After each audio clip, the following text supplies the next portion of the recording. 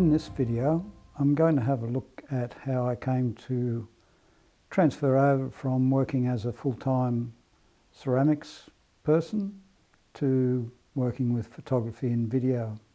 I had a bit of an interest in photography. It was first of all prompted by my ceramics career. I was exhibiting regularly and selling work, and I wanted to keep a record of that work and promote it. I needed good photos to be able to promote the work. I had a professional photographer take some images of some of my work. I thought I'd have a go at doing some for myself. This was back in the day of film cameras. Digital wasn't around, so it was in the 80s, 1980s. When I got married, we went on our honeymoon to Norfolk Island, which was a duty-free area. And so we decided to buy a good film camera and bought a Minolta with just a single lens. Probably, I don't even remember, I think it was probably just a 50mm lens. The idea was for it to be a bit of a general purpose camera, to be able to document my work, but also to be able to document our lives, travel, and family, when family came along, when the boys came along. I liked the results that we got from that camera. It was a lovely camera. I didn't have good lighting or anything like that, so my photos of my work weren't fantastic. I was much better off when I did do exhibition work, or I needed to have work photographed to submit to magazines. I would get a professional photographer to take those images. Unfortunately, for one of my exhibition openings at Mura Gallery, we had booked into an accommodation place at, I think, Castlereagh Street, and parked the car around in Pitt Street. Went back in the morning, the car wasn't there. I had forgotten to take some tools that I'd brought down, and unfortunately the Minolta camera was gone too. So I had no camera for a while, and at that stage, this is the time of 17% interest rates on mortgages. We were paying off a house, we had 2 kids, we didn't have a lot of spare cash to lash out and get another camera, so I let it go for some time. I stopped potting full time in the year 2000. I, at that stage, was running a pottery supplies shop and doing a little bit of teaching at TAFE and a little bit at uni, and had started to pick up some teaching work as well, high school teaching, part-time. I decided to have a look at digital cameras. They were the new big thing, and I went out and bought myself a little, basically point and shoot digital camera, 2 megapixel Pentax, and started playing around with that. I had also started using Photoshop. The then head of department at TAFE, that was overseeing ceramics and a couple of other departments, was a digital artist, and he got me interested in using Photoshop. So I was playing around with just doing composite images and things like that, but that helped when I started with the digital photography. I could, play with the contrast, saturation, crop them. With the part-time teaching, it just kind of happened that I ended up, as a visual arts teacher, I ended up being nudged gently into the area of photography. A couple of the schools that I did part-time work at had dark rooms and were teaching photography, and I had done a term of wet photography at uni when I did my Bachelor of Arts, Visual Arts, so I kind of understood the process. So at West Wallsend High, their dark room was a converted toilet. Wasn't fantastic, but it did the job, and so I started teaching photography there. Then when I went to Hunter School Performing Arts, they also had a dark room, also a converted toilet. Toilets were often converted in schools to darkrooms because they had tile floors, no windows to speak of, running water. At Hunter School of Performing Arts, I did both wet photography in the darkroom, but also started playing with digital photography. They had some digital cameras, and as part of the teaching, did some digital work with the students. In between West Wallsend and Hunter School of Performing Arts, I did a few weeks covering a teacher for some sick leave at Bishop Tyrrell Anglican College. And they had a brand new darkroom, beautiful darkroom, and I was teaching photography there as well. So all these little nudges into photography got me quite interested. At Hunter Valley Grammar, we did do a lot of darkroom work. We had Year 9, Year 10, Year 11 and Year 12 classes.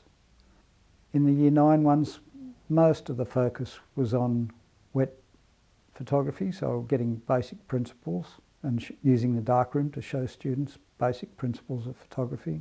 But we also did do some digital work, and in Year 10 they did quite a bit of digital work. Year 11 and 12 again was a bit of a mix, but by Year 12 the students were choosing which area they wanted to work in. At Hunter Valley Grammar School, as well as doing still photography, I had to teach a Year 11 class with a video unit of work. And at that stage I had done no video really. So I went out and bought myself a little camcorder, standard definition at that time, and bought a copy of the basic Premiere video editing suite and learned how to shoot and edit video. All along the way with both my photography and video, YouTube was my teacher. The University of YouTube. So many channels dedicated to tutorials for video and for photography, and I used them quite a lot and learnt a lot from them. While I was at Hunter Valley Grammar School, I bought my first digital DSLR, and it was an Olympus E500. I still have it today and I still kind of enjoy using it. There's some things about it that I really love. I started photographing all sorts of things. I'd always been a surfer, so surfing was one of the first things I was photographing. Landscapes, I loved the beach, so I'd be shooting images of coastal landscapes. I'd started to go away camping occasionally, and so shot things that I saw there. In 2010, right at the start of 2010, in fact the first day back at school, I had a CAT scan because I'd been having headaches. It showed that I had had a significant brain bleed and was chuffed off into hospital and had surgery.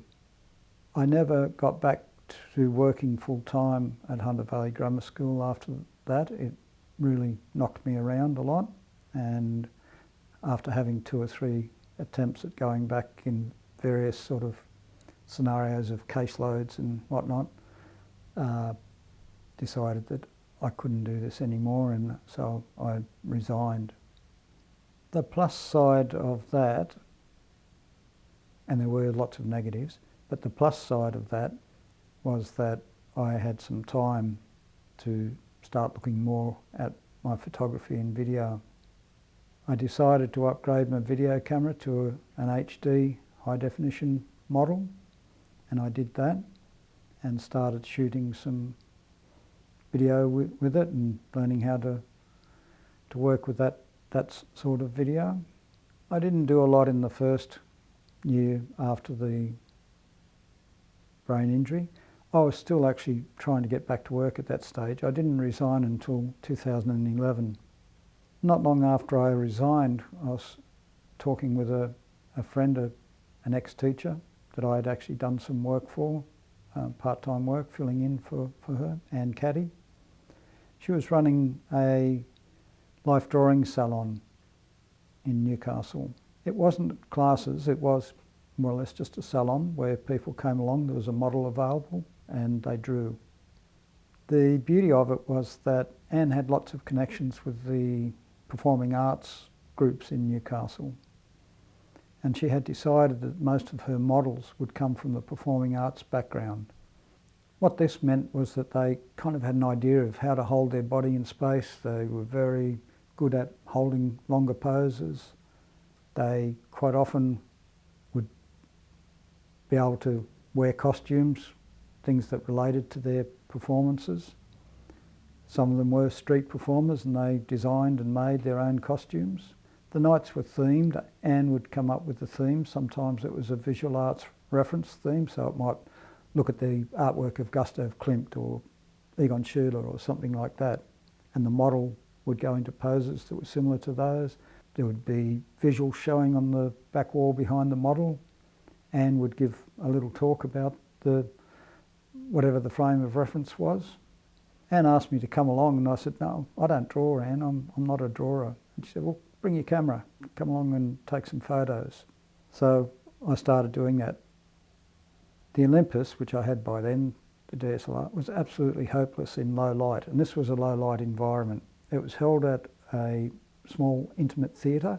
There was lighting, theatre lighting, so coloured lights, but not very high values. So the lighting was quite low, so the poor old Olympus just didn't function at all.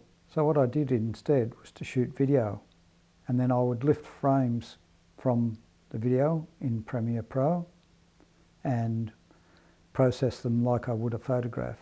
And it was quite interesting. At one stage I needed to get some of them printed for an exhibition, and I took them to a place that does a lot of printing in Newcastle, and the guy said, these aren't going to be terrific at the size you want. I wanted them 20 inches.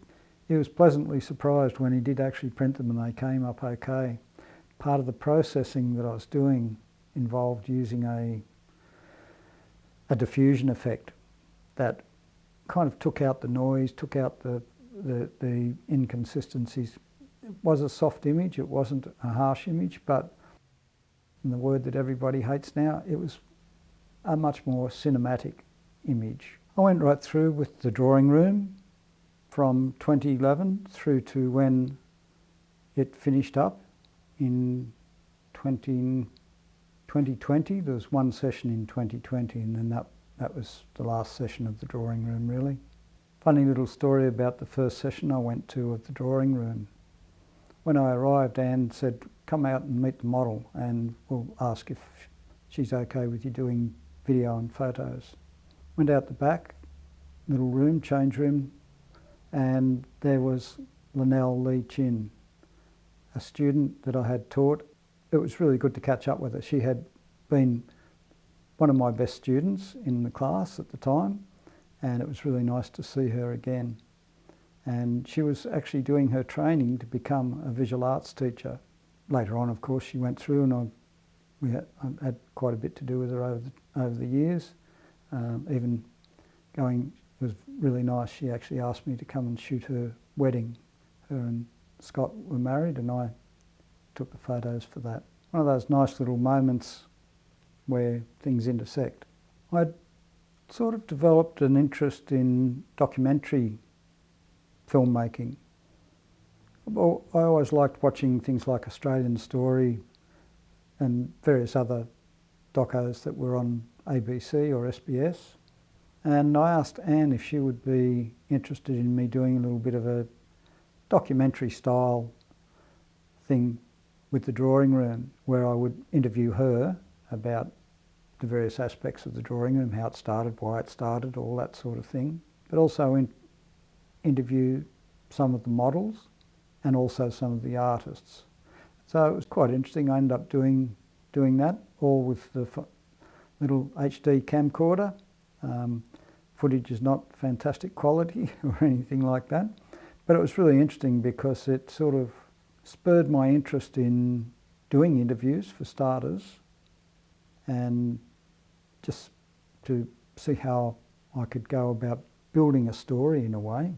Another little thing that happened, an artist, Todd Fuller, was working in the gallery space of back-to-back galleries, which was the Newcastle Studio Potters Gallery. Todd had got the gallery for a week during the time, I think between Christmas and New Year. There wasn't normally any exhibitions then, so he had the gallery, the run of the gallery.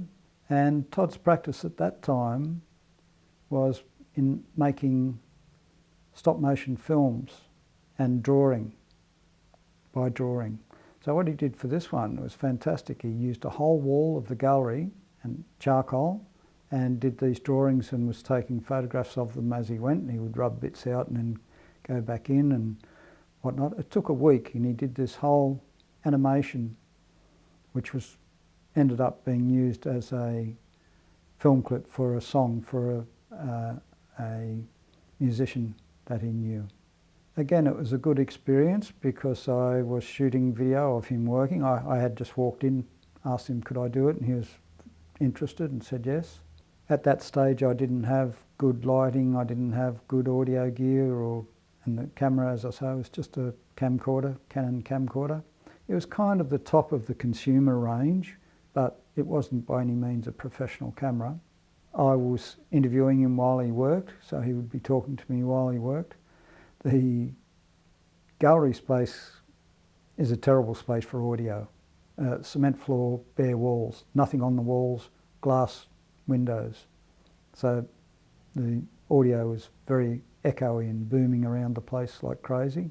But again, it got me interested in talking to artists about their work. And that was something that I went on to pursue quite a bit. These two early experiences, the one with Todd and with Anne, both taught me a lot about structuring a video, but also what questions to ask. What questions do you think people would be interested in hearing answers to? And for that, I just relied on what I wanted to know. And I did give thought to what if someone walking by were to look at this artwork or to look at this whatever, what would they want to know about it? In 2012, I decided I got very interested in doing both photography and video. Cameras were developing. There's lots of things going on with DSLRs for shooting video as well as photos. They were becoming more the hybrid camera that we know today. So I decided to upgrade, and I decided to go with a Canon 60D. There were a couple of reasons for that. The main one was that it was lower in cost than the one that I probably would have liked to have had at the time, the 5D. Got to remember at this time I was on a disability support pension, so money came hard. I actually took some super out so I could do things like this, and I got a 60D and a couple of lenses. The 60D was good for video because it had a good sensor that people were using for video. It had the flip-out screen that allowed you to see things more easily, and if you wanted to get angled shots from down low or up high, you could flip the screen round so you could see what you're shooting. And it took quite reasonable quality video. And I used 60D for quite some time. Ended up getting another one to use with multi-camera shoots, and I actually still have them now, and occasionally they get pulled out of the case when there's a multi-cam shoot where I need more than the cameras I've got, the better cameras that I've got. So the 60D was getting used for both photography and video. It took good stills, still does, and it took reasonable quality video. In 2013, I bought a Toyota Hiace van and had it converted to a camper with the idea of doing a few trips around the place and taking cameras to document that. And that's what I did. 2013 saw me go to Victoria first of all, 5 or 6 weeks in Victoria, same maybe a little bit longer in Queensland, and then a trip to the Central West, out as far as Dubbo to go to the zoo there. I shot video along the way, and I also shot a lot of stills. Again, just using the 60D. 2015, I think it was, I went along to a performance, a music performance by a friend, Brian McVernon, at the Dungeon, which was a venue at the Adamstown Uniting Church. It was a small venue that had a stage, lighting, all that sort of thing, sound desk, whatnot.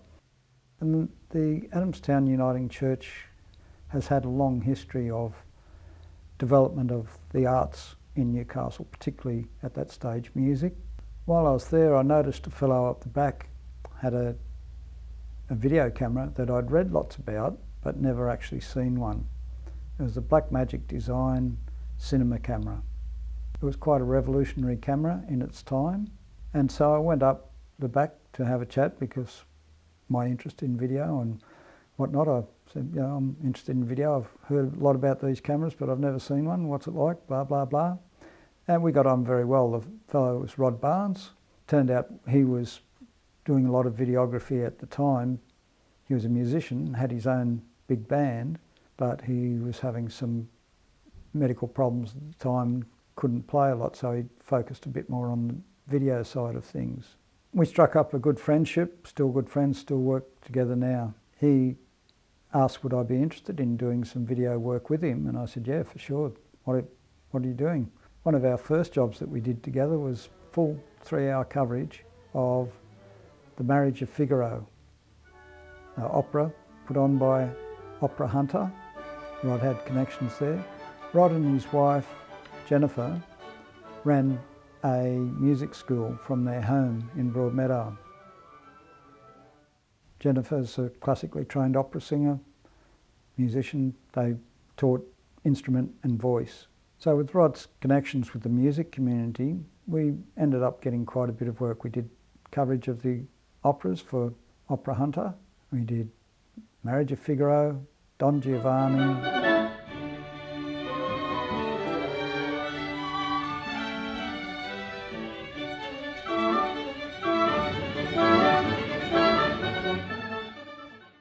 Sound of Music.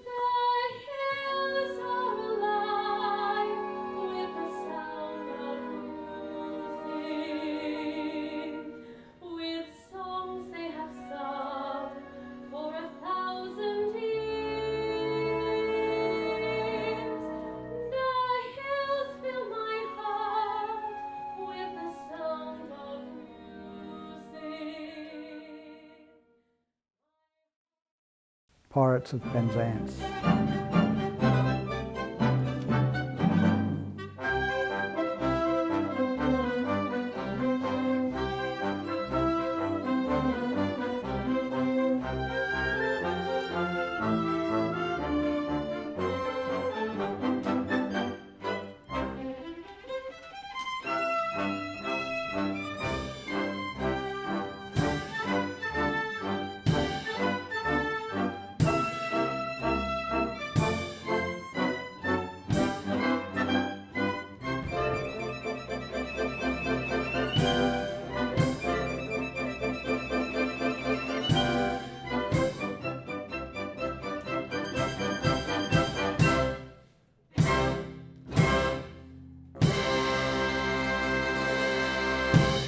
And La Boheme was the last one that I was involved with.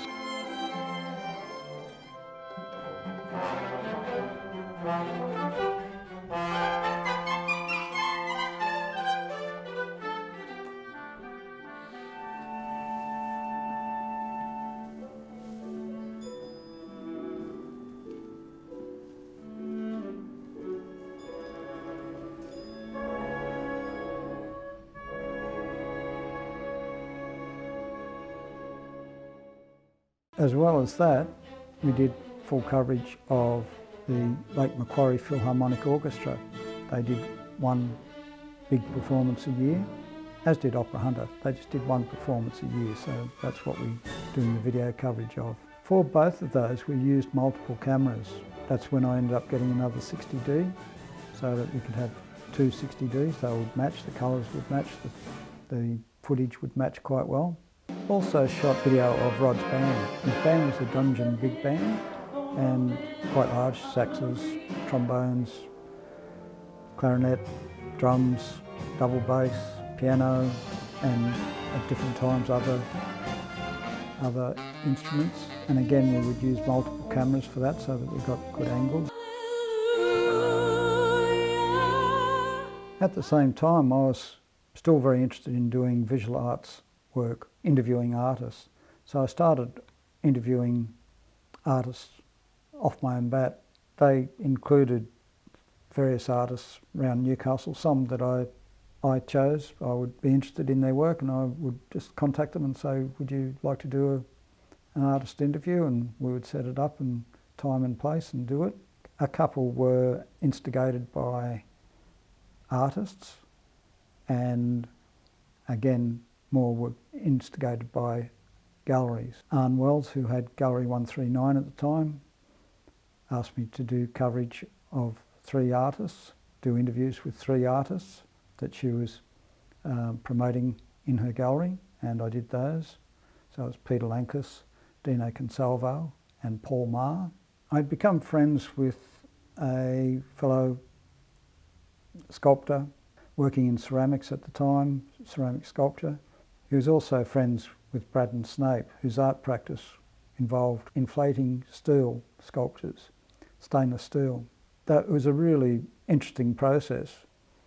And Ron asked me along one time, he was going to help Braddon do one, and I went along and I filmed with 2 cameras, the old camcorder and the 60D, shot some footage of this inflation taking place. What I didn't know at the time when I went along was that there were going to be representatives from Maitland Regional Art Gallery there. And the reason for that is that Braddon had an exhibition coming up there and they were coming down the studio to watch this inflation and see how the works were made. When I shot and edited the video, I was approached by the gallery and asked could they use it within the exhibition so that people could see how these works were made. It was my first introduction to having a video shown in a public gallery. I had had video shown in a private gallery, a commercial gallery, Curve Gallery. Joanna O'Toole had an exhibition there. I shot footage of the installation. I did an interview with her, and that played on the wall in that gallery. So Maitland had this video playing on a TV screen where people could watch and see how this artwork was made. The gallery was quite interested in doing more of that sort of thing, where they would have a video that would show something of the process or something, reveal something of the artist's thoughts behind the works.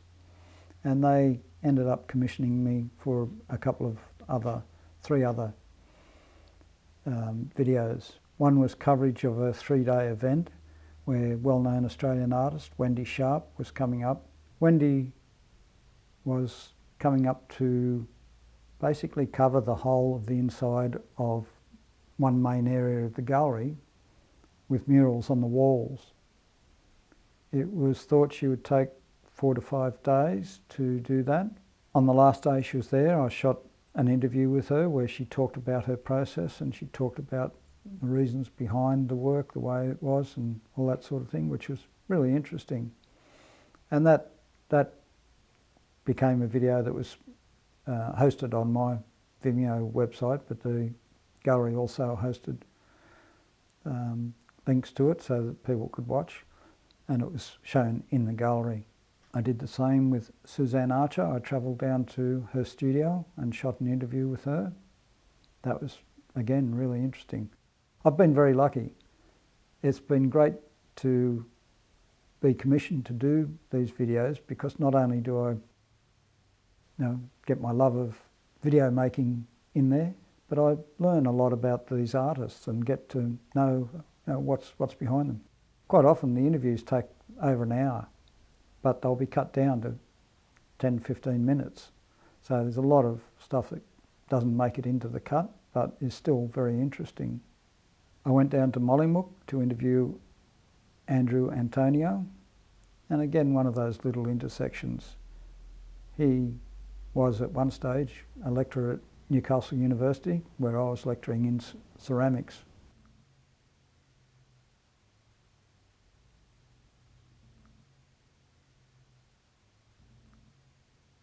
From the videos that I did at Maitland, Newcastle Art Gallery became interested. The first one that I did for them combined my two loves, ceramics and video. They were having an exhibition of the Seitei Eisha Japanese sculptural ceramics that they had in their collection, plus some contemporary sculptural ceramics from Australia and elsewhere. And they had commissioned a Japanese ceramic sculptor, Satoru Hoshino, who was a member of the Seitei Eisha group, to come to Australia and install one of his works in the gallery. The installation would take anything up to a full week. The work was made of literally thousands of small pieces, small to medium-sized pieces. I actually asked Satoru one day, I said, how many pieces are there? And he just shook his head, there are too many to say. And did an interview with Satoru, which was really interesting because while he spoke a bit of conversational English, he didn't have very deep understanding of English for talking about his work. So he asked me would I give him the questions, which I didn't usually do.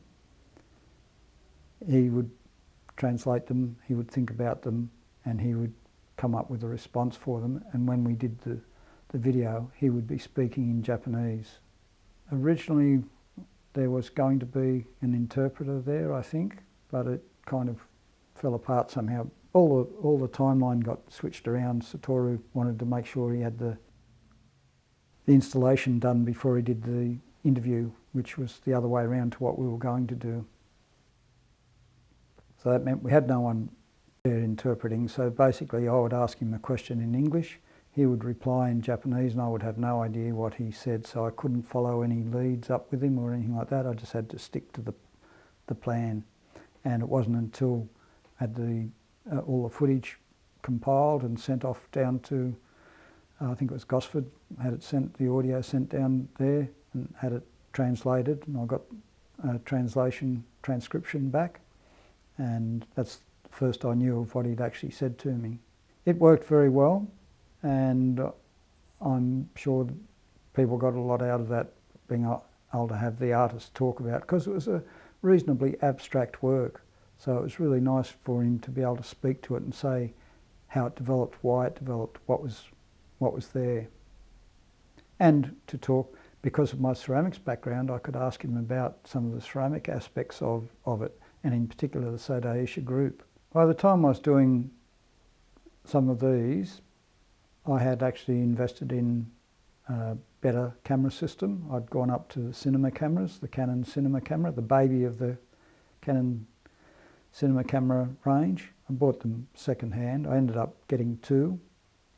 Much better quality footage, much better quality audio. You could run audio in, had so many features that made the sort of thing that I was doing so much more, so much easier. The other area that I'd started doing a bit of, and this was partly because I'd been asked to do a couple, was coverage of art events. I did do one at Newcastle Art Gallery. It wasn't commissioned by the art gallery, it was commissioned by the organiser, again Arne Wells. Independent Galleries Newcastle, they put on a sort of a night, promotional night, and they had stalls from all the independent galleries and various other sort of art stalls there, and had lots of people, music, all that sort of thing. Another interesting one that I did was the Newcastle Printmakers Workshop. They were having a steamroller printmaking event. So they were using a steamroller as a printing press, making huge prints in at the harbour. So I went in and did some coverage of that, and I also interviewed people from the Printmakers Workshop. It's been good to be able to document some of the events and the people and the work of the Newcastle visual arts community. We've got a very strong, vibrant visual arts community, and it's given me great pleasure to document some of that and show people what we are actually capable of here. Alongside all of that, I was still just doing video. I did some surfing videos, I did some travel videos, I did some travel photography, surf photography, flowers, birds, things that just interested me, and of course people.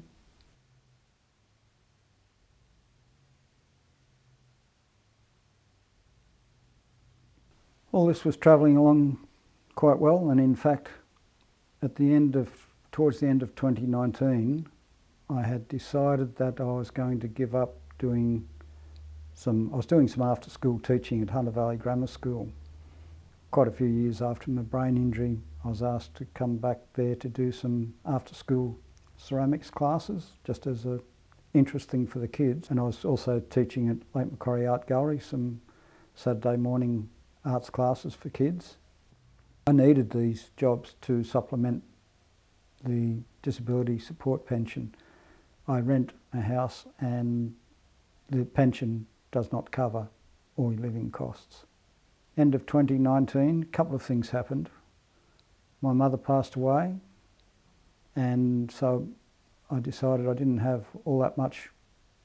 I mean, I had my sons and family, other family and friends here, but the main thing that had been holding me here at the time was my mother. She wasn't well, she was in care. I was kind of caring for her. When she passed away, I thought, okay, it's time for me things now. I'm going to do something that I want to do, and that meant taking a bit of a risk. I had compiled a list of all the regional galleries in New South Wales. I had made up a flyer about my video and photography enterprises with the visual arts. My idea was that the van was fitted out to be able to take photography and video gear with me, that I would try and get as many commissions as I could from regional galleries, and in that way I'd drive out to them, travel out, go places and do videos with artists and get paid. Another video that I did for Newcastle Art Gallery was I shot the footage and edited the footage for a video interview between Scott Bevan, a journalist, and Tom Gleghorn. That was in Adelaide, so I actually took it as a way to have a paid holiday in a way. I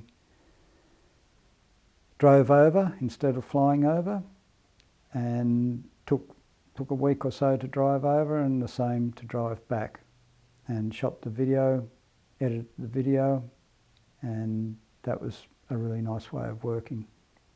What I was looking at with this enterprise was how I'd done the Tom Gleghorn thing. Drive somewhere, take your time to get there, spend some time there, do the video shoot, take some time to get back, and have it as a more or less in a way a kind of a paid holiday with a job tucked into it. But the best laid plans of mice and men. 2019 saw a bit of a bad year. My sister's place on the south coast was threatened by the bushfires. I rang her one day and she said, I can't really talk a great deal now, I'm fighting a bushfire. And the fire was within 20 metres of their house. Not long after that, of course, we had COVID start in March, and in mid-March I had another brain injury and was in hospital for a month. So that kind of put paid, both COVID and the brain injury, put paid to my idea of travelling around regional galleries doing artist interviews, which was a shame. I was just starting to get back to where I felt that I could do professional style videos. We were coming to a place in the COVID thing where vaccinations were coming up. It was going to look like it was going to be able to be travelling again. So I thought, oh, well, maybe 2021 will be the year to do some of this stuff. But no, March 2021, I had another brain bleed, this time on the other side of my head. Wasn't in hospital for very long, but this one really knocked me around, and I have still not really got back up to where I'm able to do a lot of professional work. In fact, I've had to more or less come to the realisation that I won't do some of the event coverage sort of things that I was doing with Rod. I find it too difficult to pack all the gear, transport the gear, unpack it, set it up, shoot, pack back up, come back, unpack it all. So that's been disappointing, and it's meant that I haven't done a great deal at all. I did do 2 artist interviews towards the end of 2021, one with Chris Burns. She had some photographic works in a head-on photo festival, and I did an interview with her about the works, and that was to be hosted on their website. The other one I did with Susan Ryman, a lady I've known for some time and admired her work, and I asked her would she mind if I did a video interview with her, on the proviso that it may or may not work out well, because of the way my head works. And it went okay. There were some things about the setup of the video that I just didn't do correctly, if you like. Worked out okay, but I would have done it differently had my head been 100%. The footage that you've just seen was shot in September of 2022. It's now December of 2025, and there's been quite a few things happen in that time. In December 2023, my sister Penny was diagnosed with uterine cancer. She died on the 20th of January. Later in May of that year, I finally got around to converting the shed of the house at Wallara Road into a studio. It was a 6 metre by 9 metre shed. I divided it up into roughly 3 by 4 metre sections. So I had one section for stills, where I had a backdrop and lights and everything set up. Next to that, I had an area set up for video. Both areas were set up with their own lighting that could be left set up the whole time. So I didn't need to, they could be altered, but I didn't need to set up anew each time. The cameras and tripods were also set up and could be left set up. All that was designed to aid me with the problems that I've been having with cognitive fatigue. It meant that I could just basically walk into the studio, have a plan, have a thought of what I wanted to do, and get straight into filming without going through the rigmarole of getting lights out, setting them up, changing positions, all that sort of thing. The still area I used for shooting still life images. At times people would ask me to document either artworks or objects that they had that they wanted good quality images of, so they would bring them around, I'd set them up in the studio and we'd photograph them. It was good having the good big space. I actually had a top-down rig there too, so that I could photograph from there, and I had a camera permanently set up on that. The video area, I'd started doing quite a few of these sorts of things where I'd talk to the camera. For that it was ideal because I could leave it all set up, just walk in, sit down, start shooting. I also did something that I haven't done much of, and that was 2 people interviews. I had a series called Hand-Me-Downs that I was looking at, where people from the same family, their grandparents, their parents, them, their children, their grandchildren, are all involved in some passion. And the first one I did of that is with the Barnes family. Rod Barnes was my friend that I'd shot a lot of video with, the music scene. So I did the interviews there, and that worked out okay. A little bit tight for a 2-person interview, but worked out quite well. In April 2024, I had an exhibition at the Creator Incubator. I had planned this for some time. 2024 was my 70th birthday, so it was kind of a birthday present to myself. And I decided to do it as a bit of a survey of my careers, my dual careers, ceramics and photography and video. I called the exhibition Building Bridges, and the whole idea behind the exhibition and behind that title was to be able to build a bridge between my ceramics career of nearly 30 years and my photography and video career of nearly 20 years.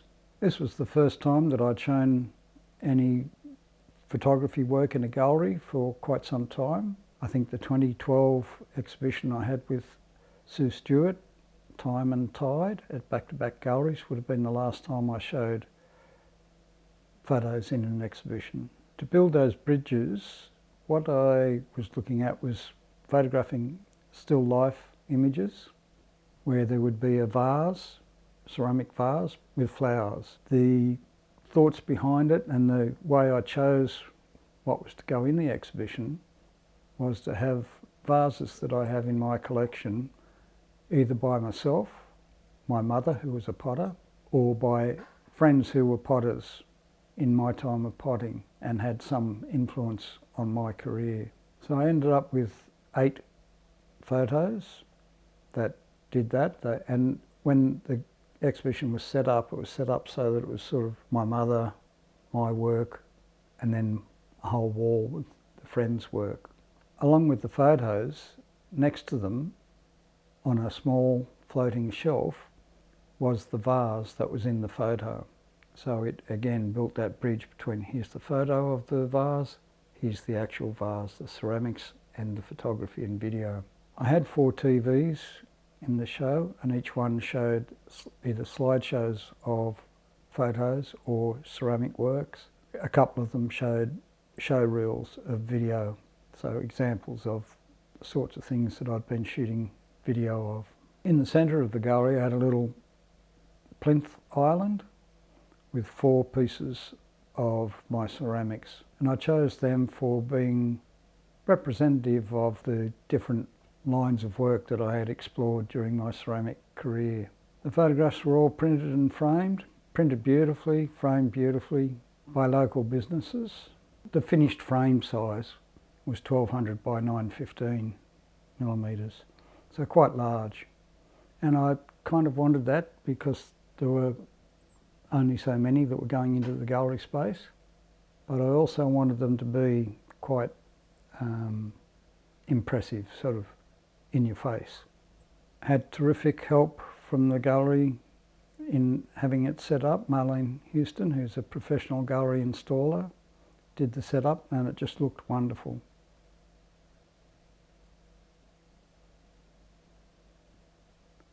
I mean, I'm biased, but to me it did look wonderful, and lots of people actually commented on how well it presented as a whole exhibition.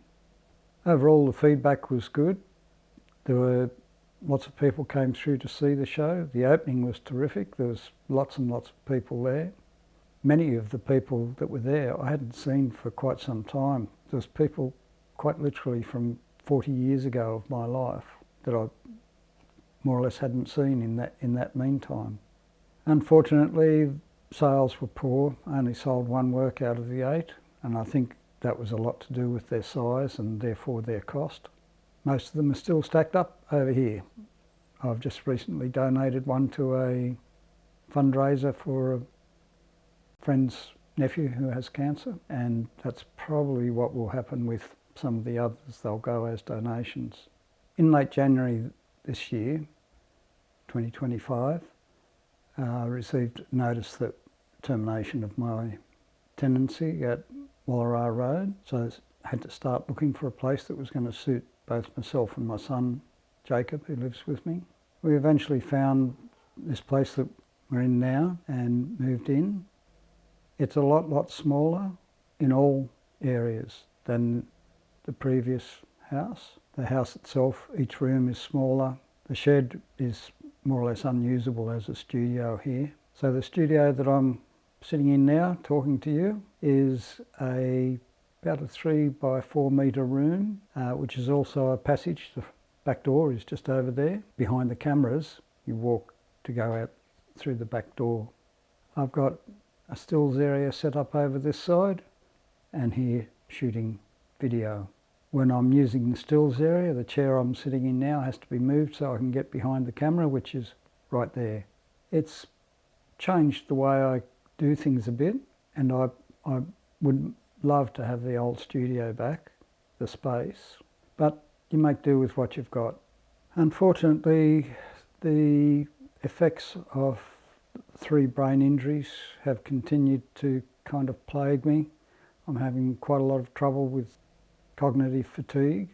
I will, if I'm in a situation where I'm talking to people, for example, or doing something that is quite involved cognitively, I very soon tire. And it's not that I get tired, it's my brain processing slows down and I start to drop words. I can't find or I can't say words. I have trouble with balance, so my walking is not good. Really need just to be able to get somewhere quiet and sit down.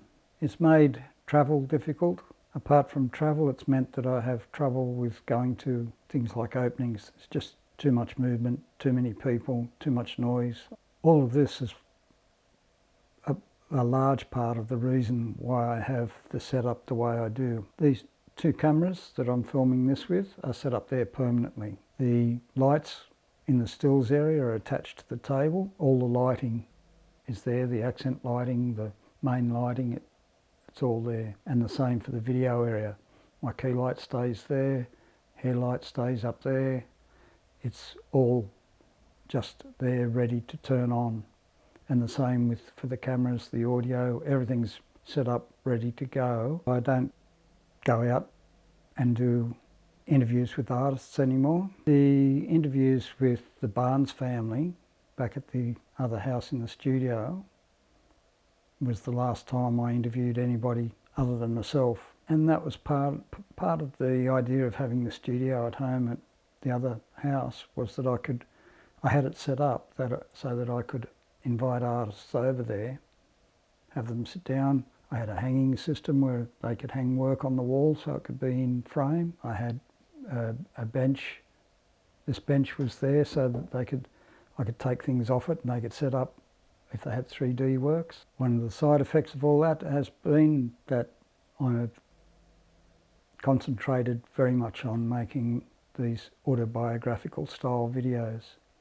I've made quite a number about my life, various aspects of my life, and in fact I'm doing more or less a full autobiography from my early years through to where we are now. And I've divided it up in chapters, and I've done 3 of the chapters already. The other areas that I've looked at is family. I shot a video on my mother, I shot one on my grandfather. I did shoot one on my sister's cancer journey, but I'm not sure that I'll do much with that one. It's still just a little bit too hard.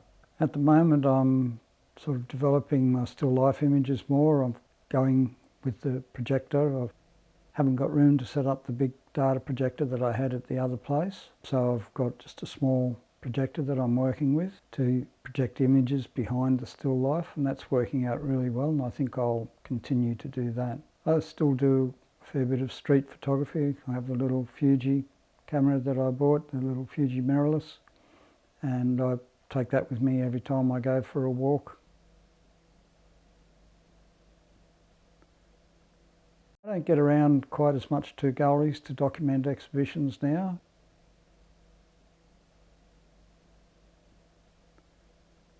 So things have changed, but as I've found right from the very first brain injury, you work with what you've got. You just have to alter how you do things. One of my hardest battles is to learn to manage the amount of time I spend talking to people or doing something. I think part of it too is that by the time I'm starting to struggle a bit, my brain's not working particularly well, so I'm not making particularly good decisions. You keep going and you do what you can do, and that's what I intend to do. I'd like to be able to finish this series of autobiographical videos. I'd still like at some stage and possibly work around having other people come and sit where I'm sitting now and do an interview with someone else other than me. The photography, I'll keep doing the still lives, I'll keep doing the street photography. Every now and again I'll get around the galleries and document artworks. I'll get over to the beach and take photos. I can't help it. When I have a cup of tea out the little backyard here, I'll sit out there with the old Olympus, my first DSLR, and just take a few photos.